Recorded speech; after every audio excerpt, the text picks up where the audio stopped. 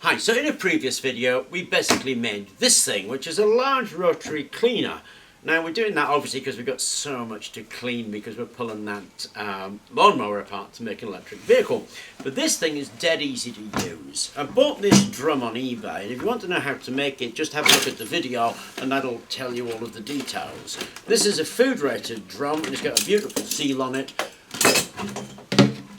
And it's 30 litres. The reason it's so big is because we've got some chunky bits of metal. So to use this, all you do is take your metal, chuck it in with some gravel. And we get that filled with that. Now you don't put a huge amount in. You're not filling half the drum. You just put enough in there so it's going to roll over the metal parts that are in there. And those metal parts are going to roll around as well. A little bit of experimentation will tell you where that is. So we chuck in our metal, we chuck in our gravel, and then we chuck in our magic cleaning solution.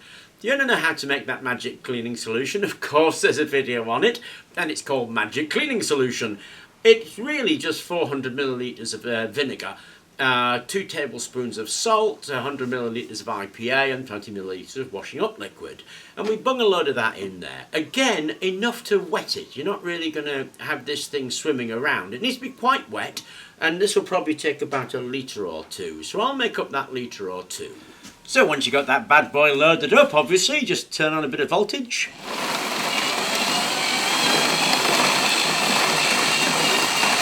Then we're going to leave that for about an hour, come back and check out what state it's in.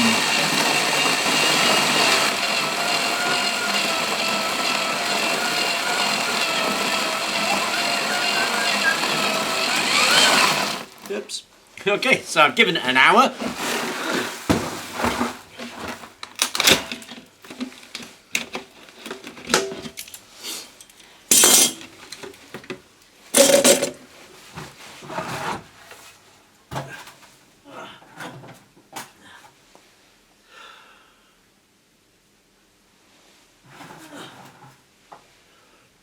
And you just take it out, and you've got to wash all this sort of acid off. Remember, it's only vinegar, so that needs a bit of a wash off.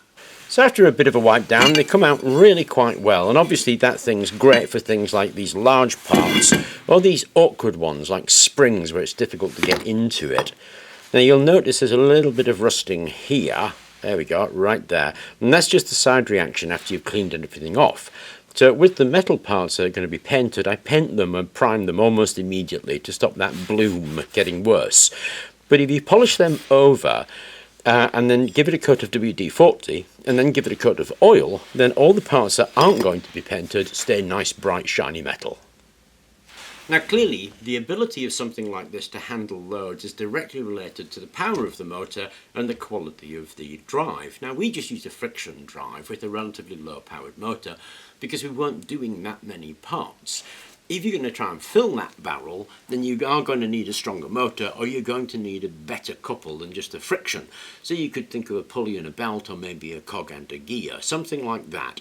But it'll do all kinds of sizes based on this sort of template, really. So if you have a larger drum, well, you need larger rollers. If you're going to do a heavier load, you're going to need a more powerful motor and probably a better drive than just a friction drive. But that's the thing in operation. Does a nice job. I've got those parts to clean and there aren't that many of them, so that's what I built. But if you want something larger, build it to your needs. Anyway, I hope you enjoyed the video and thank you very much for watching.